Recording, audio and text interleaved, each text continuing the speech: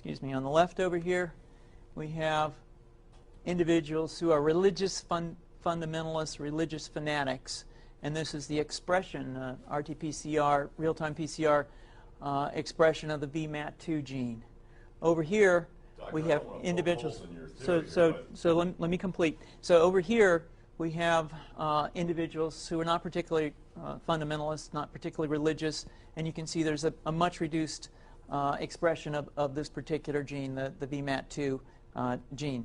Another evidence that supports our hypothesis for the development of this approach. What you see here is by spreading this virus, we're going to eliminate individuals from donning on a bomb vest and going into a market and blowing up the market. So our hypothesis is that these are fanatical people, that they have overexpression of the Bmat2 gene, and that by vaccinating them against this, we'll eliminate this behavior.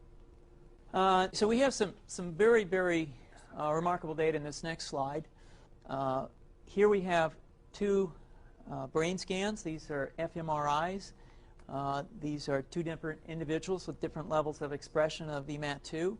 On top is an individual who's a religious fanatic, an individual, and we've repeated this numerous times, that has high levels of Bmat2. Now, this individual down here who had low levels of the Bmat2 gene, this individual would self-describe as not particularly religious.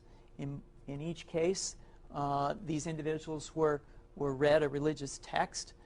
This individual lit up the right middle frontal gyrus, shown here, and that's a part of the brain that's associated with theory of mind.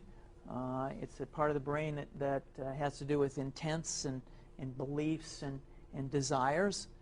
In contrast, in marked contrast, here's an individual who would not particularly self-describe as religious, and when they're read a religious text, what you see is that this part of the brain called the anterior insula lights up. This is a part of the brain that's associated with disgust or displeasure on hearing something.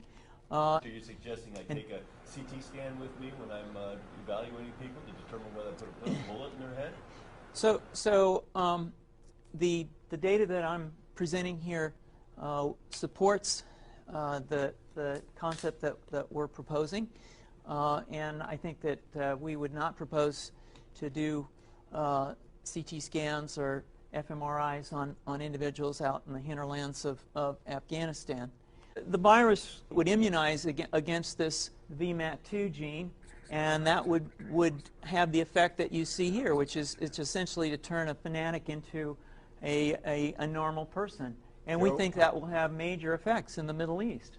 How would you suggest that this is going to be dispersed? Aerosol?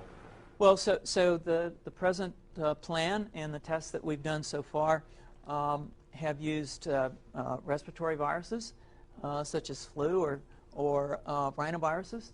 And we believe that that's a satisfactory way to get the exposure of the largest part of the population. Most of us, of course, have been exposed to both of those viruses.